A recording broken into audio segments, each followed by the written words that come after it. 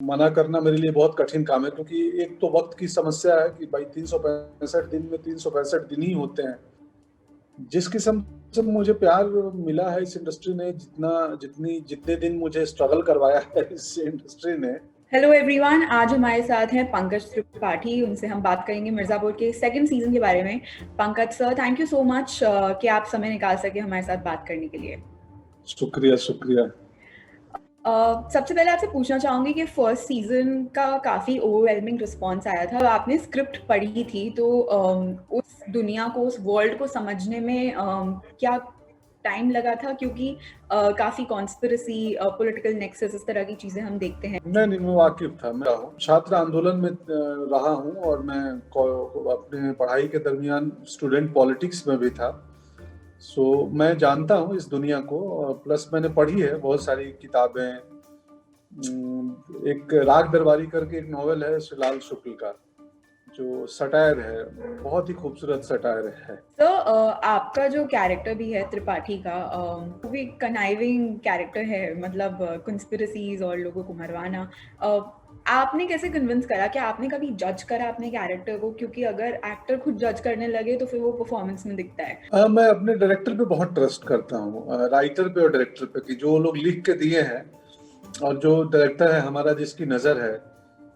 हम तो सिर्फ अपना पार्ट प्ले करते हैं, कैप्टन तो वो होता है। तो मैं बहुत ट्रस्ट करता हूँ, मैं उनके सामने सरेंडर कर देता हूँ कि तुम्हें जैसे करवाना है करवा लो। तो क्या मिर्जापुर के बाद चीजें बदली? क्या ऐसा समय आया कि मतलब अब किसी कोई रोल आता है तो उसको मना करने के लिए क्या ज्यादा परेशानी होती है? मना करना मेरे लिए बहुत कठिन काम है, क्योंकि एक तो वक्त की समस्या है कि भाई 365 दिन में 365 दिन ही होते हैं। तो मैं ऑलरेडी अगले साल मेरा पूरा ईयर कमिटेड हो चुका हूँ, नेक्स्ट 2021। तो बहुत मुश्किल होता है लोगों को ना करना मेरे लिए, क्योंकि मैंने इस काम की खोज में 10 साल 12 साल मुंबई में बैठा हूँ।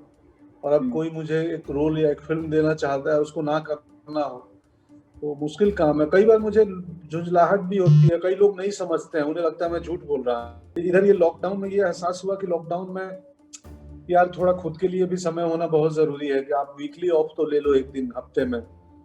मैं तो 2 साल से वीकली ऑफ भी नहीं ले रहा था, पिछले लास्ट 2 साल से मेरे कोई छुट्टी नहीं थी।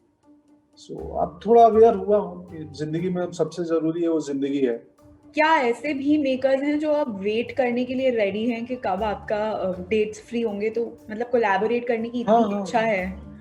बिल्कुल बिल्कुल बिल्कुल बिल्कुल, मतलब हैं, बिल्कुल हैं, कि जो मेरे लिए बोलते हैं तुम्हारे समय से काम हो, जब बोलो नेक्स्ट 2022 में ही करेंगे, चलो। बिल्कुल है। जिस किस्म से मुझे प्यार मिला है इस इंडस्ट्री ने, जितने दिन मुझे स्ट्रगल करवाया है इस इंडस्ट्री ने, अब मुझे लगता है कि क्या मैं इसी हिंदी सिनेमा में स्ट्रगल कर रहा था बहुत साल पहले। सो अब इतना प्यार मिलता है कि मैं बहुत ही भावुक और विनम्र हो जाता हूँ। और इनफैक्ट अब मुझे लगा कि नहीं यार, वो पार्ट ऑफ द प्रोसेस है, कि आपके मतलब आपको उससे गुजरना है। बैठे बिठाए भी कोई चीज मिल जाए तो फिर उसका मजा नहीं है। बिहार के बारे में अगर बात करें तो अभी चुनाव भी आने वाले हैं, और मिर्जापुर में भी पॉलिटिकल नेक्सस का एंगल एक्सप्लोर करा गया है। किस तरह की सिमिलैरिटीज आप ड्रॉ कर सकते हैं आज के बिहार में और जो मिर्जापुर दिखाने की कोशिश भी करता है? काफी कुछ बदल गया है। मेरे बचपन का एक चुनाव याद है बिहार में। टीएन शेषन जब इलेक्शन कमीशन चुनाव आयोग थे, सो उन्होंने बड़ा रिफॉर्म किया था बिहार में। उसमें तक बूथ लूटने की घटना होती थी। मुझे याद है, मैं 8वीं 9वीं में रहा होऊंगा। खैर अब तो चुनाव में मुश्किल है। न्यूटन फिल्म में एक संवाद था, बहुत अच्छा था हमारी फिल्म में, कि भले ही कोई गुंडा चुन के आ जाए, लेकिन चुनाव में हम गुंडागर्दी नहीं होने देंगे। क्या आपने कॉन्वर्सेशन में किसी तरह का चेंज देखा है कि जनता ज्यादा रिड्रेसल चाहती है, अकाउंटेबिलिटी चाहती है? चेंज तो हुआ है, बहुत कुछ चेंज हुआ है, लेकिन बहुत कुछ चेंज होने की जरूरत है अभी भी। इन इलाकों में चुनाव आते आते हम लोग कई प्रकार के बंधनों में बंध जाते हैं, वो जातीय बंधन हो या संप्रदाय का बंधन हो। तो मुझे लगता है बेहतर लोकतंत्र के लिए उनसे तो निकलना ही पड़ेगा, कि आपको आपको आपको एक बेहतर उम्मीदवार चुनना होगा, उसमें और दूसरी कोई मेरिट नहीं देखनी होगी। नेता की खासियत यही है कि वो सच में समाज सेवी हो या सच में वो नेता हो। नेता मतलब नेतृत्व करने वाला। सर, आपने जातीय विभिन्नता की बात करी, बिहार में हो गया, एक्चुअली नॉर्थ की अगर बात करें तो बिहार के बारे में लोग अक्सर बात करते हैं कि एकदम घर के लेवल पे भी अलग यूटेंसिल्स रखना, उस तरह की चीज़ें अब आज भी देखते हैं हम। तो आप, अगर आपकी बात करें, आप किस तरह कोशिश करते हैं कि लोगों की तरफ एक मैसेज जा सके कि इन चीज़ों से आगे भी बात हो? चूंकि फिल्म अभिनेता हूँ या हम स्टोरी टेलर हैं, कहानियां कहते हैं, तो हमारी ड्यूटी है कि हम जो कुछ समाज को कहना चाहें, सिखाना चाहें या सटायर करना चाहें, तो वो हम अपने कहानियों के थ्रू करें।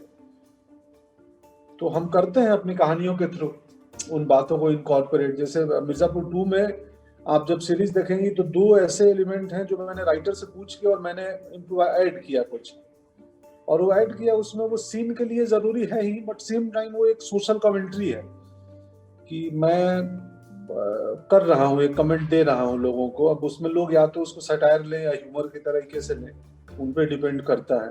राजनीतिक पार्टी से जुड़ा नहीं हूँ, नेता नहीं हूँ, तो मैं बदलाव वो अपने सिनेमा के थ्रू करूंगा। वो सिनेमा में वो बात कहूंगा जो मुझे कहना है, अगर मेरा लेखक अलाउ करे, या हर कहानी के पीछे एक विचार होता है। इस बार मिर्जापुर में भी राजनीति थोड़ी सी आई है। वो बोलते हैं सीएम मुख्यमंत्री को कि हम आपका मतदान प्रतिशत बढ़ाएंगे जी। तो बोलते हैं और मेरे पार्टी की छवि, क्योंकि आप तो बाहुबली हैं, तो आपके जुड़ने से बोले छवि पे भी तो उसकी भी सुधार की जाएगी, उसको भी ध्यान रखा जाएगा। जी जी।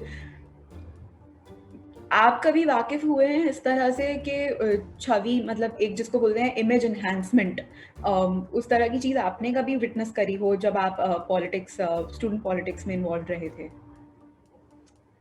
नहीं, देखो, अभी तो ये पूरी दुनिया एक इमेज एनहांसमेंट पे चल रही है, छवि बनाने पे, कि पूरी दुनिया, नॉट पॉलिटिक्स, पॉलिटिक्स हो, सिनेमा हो, जी, कॉर्पोरेट हो, कोई भी सेक्टर हो, हर किसी को एक इमेज बिल्डिंग आजकल एक बड़ा पॉपुलर टर्म है कि अपनी छवि बनाओ आप। तो उस पे तो दुनिया चल ही रही है, बाजारवाद है ना।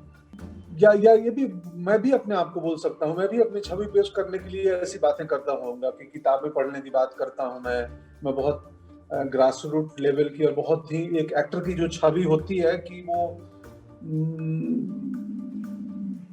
अपने आप को किस तरीके से प्रेजेंट करे, मैं उसको ब्रेक करता हूँ।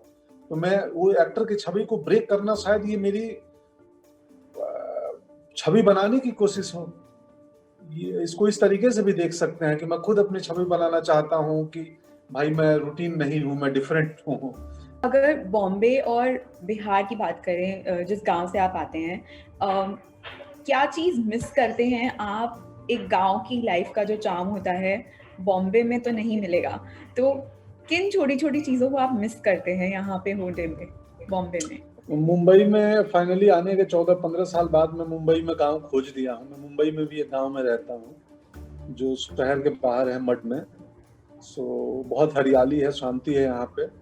तो हाँ, बट वही है कि अब खेत नहीं है गांव की तरह, तो मैं वो फील्ड खेत को मिस करता हूँ। धान के खेत, गेहूं के खेत, सरसों के खेत, जो हमारे वहाँ खेती होती है गांव में।